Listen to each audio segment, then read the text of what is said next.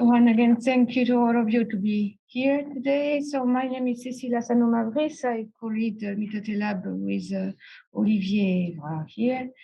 And I'm an urban sociologist working at CNRS. And so I will today explain a little bit what was my research all along of these 10, 11 years. So my research topics were through a multidisciplinary approach from the beginning. I try to analyze the implementation of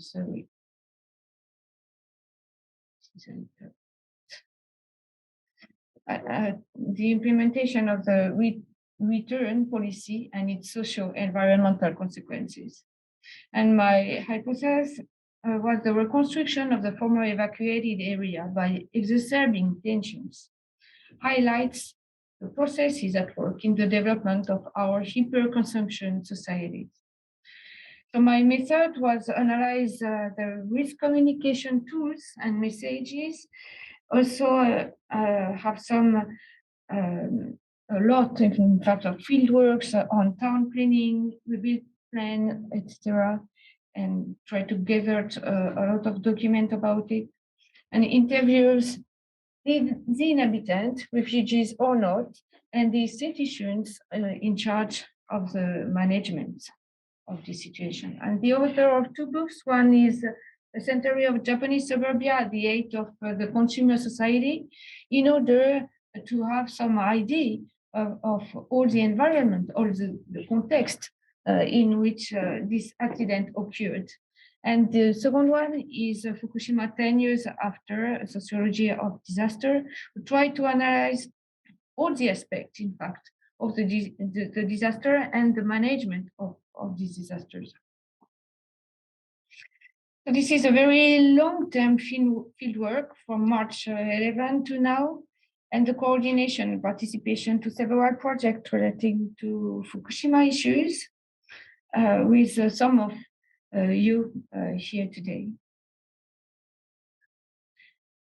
So such kind of reminders of the situation at the time of the disaster and just after, because in fact we forgot a little bit. And this is a map you saw other colleagues show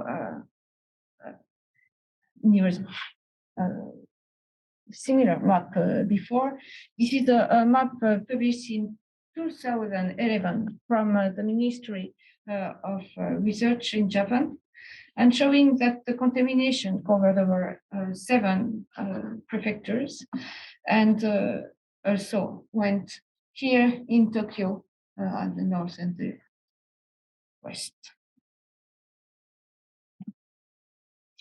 I will pass away this map because all of us know the situation here in Fukushima, so we decided to concentrate our research on the most contaminated area here in Fukushima, and the problem, as we know, that 75% of the region is forested, as we don't know how they contaminated the forest.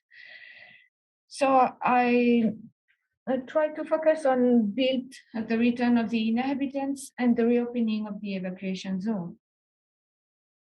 So first of all, I focus my work on temporary housing and made a map with the localization of the main settlement of temporary housing.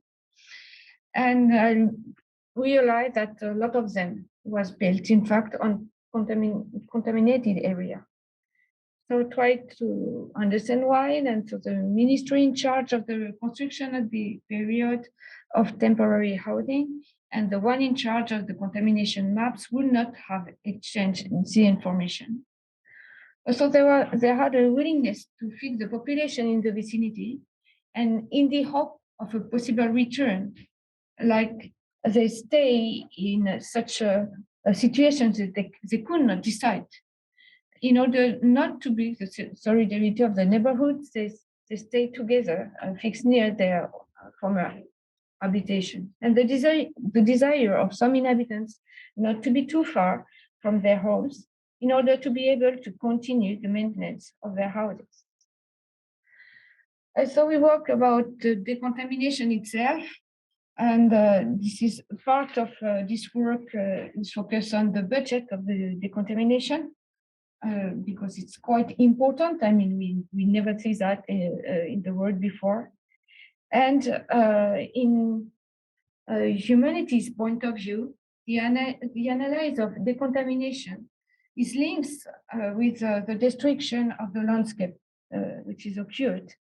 And so if there is some positive and concrete intention with it, which is posed in terms of engineering, that is decontamination, this is a solution.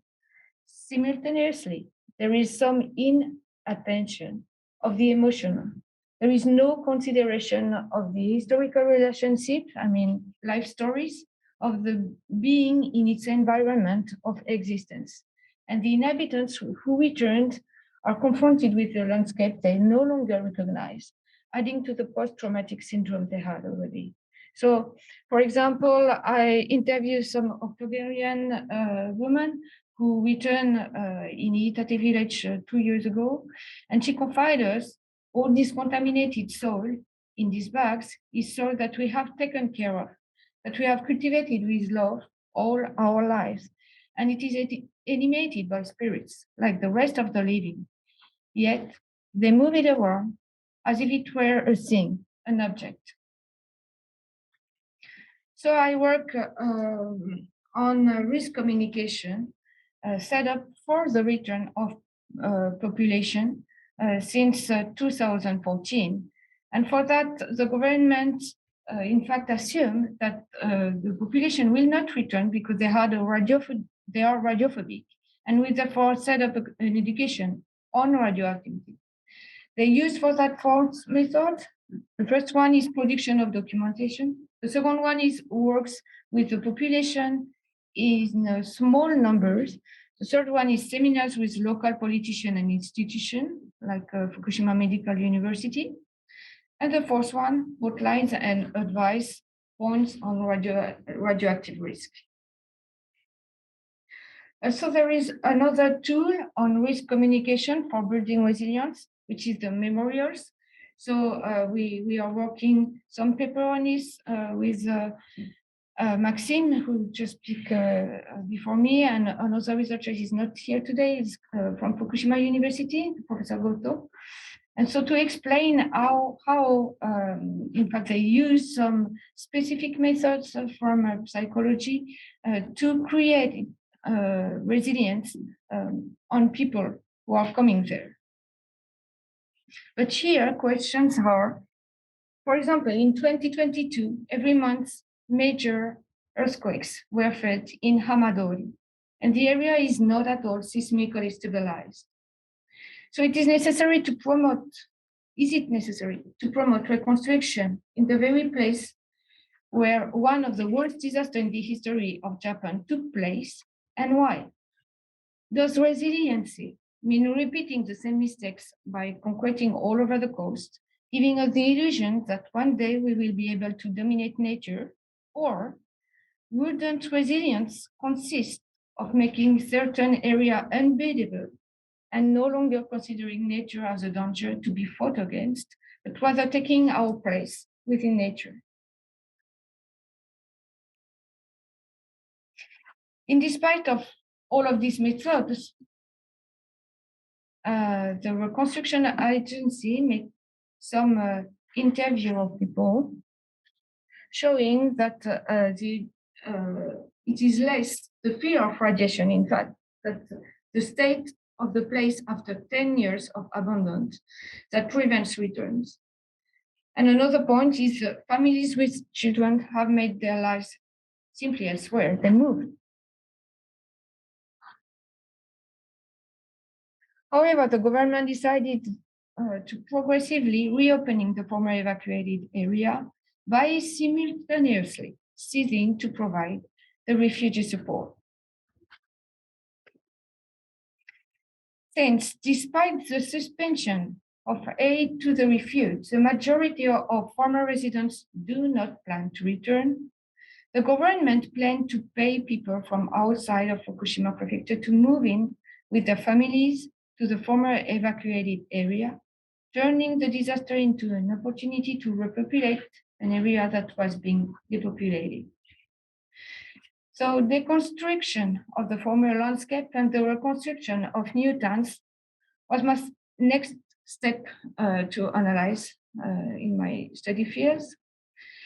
And so I just study how the government start to reopen very strongly the area of evacuated zone for the Olympic in 2020, and started to see the area. And when the government decided to fix 6 priority reconstruction areas in the most polluted areas, in fact.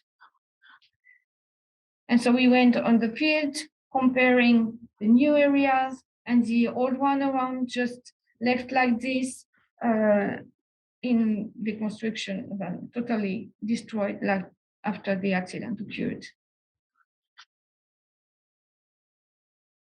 And so here, main problems of the reconstruction are, first, the inhabitants do not come back, or only a little bit, and the basic services are not sufficient. The consequence is that the inhabitants themselves, many, in fact, now the reconstruction workers and their family today at Hamadoli area, do not have enough services, and the services do not have enough clients to continue in the long term. The second point is that the centers are renovated by famous architects, for example, Kumakengo for Namie, and the rent of the business is too much expensive for individuals, and it is large chain stores that are established, like Mujiroshi in Namie, for example. So it is not a matter of revival of the local trade. In the area was already in a process of depopulation before the accident anyway. The third point is that if some urban cores are renovated, the surroundings are totally dilapidated, left in the states in the accident, and the inhabitants have to deal with this disastrous landscape on a daily basis.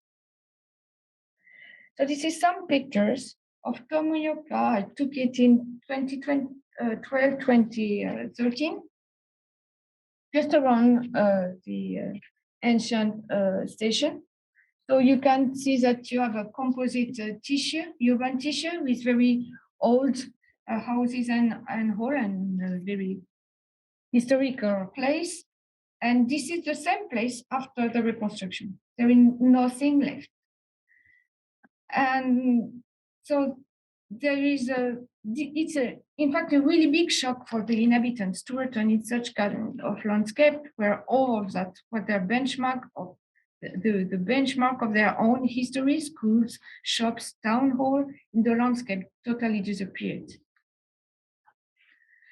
This is Newton in Okuma. I think maybe I have no time to speak about it.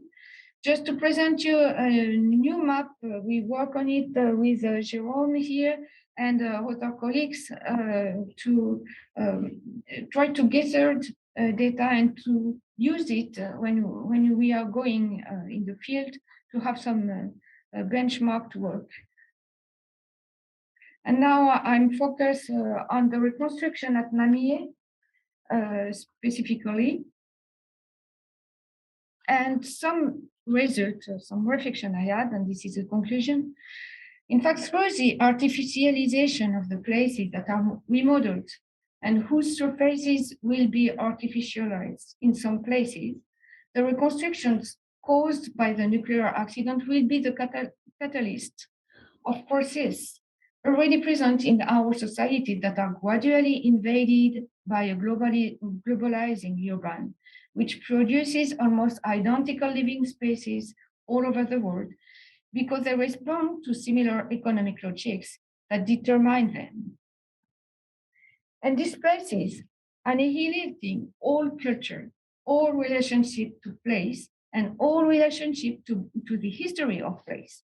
That is to say, all identity emerging from place will fuel the creation of an offshore society that no longer have any link, any contact, any exchange with the environment that welcomes them and of which they should be a part in order to understand the other living beings that make up the biosphere.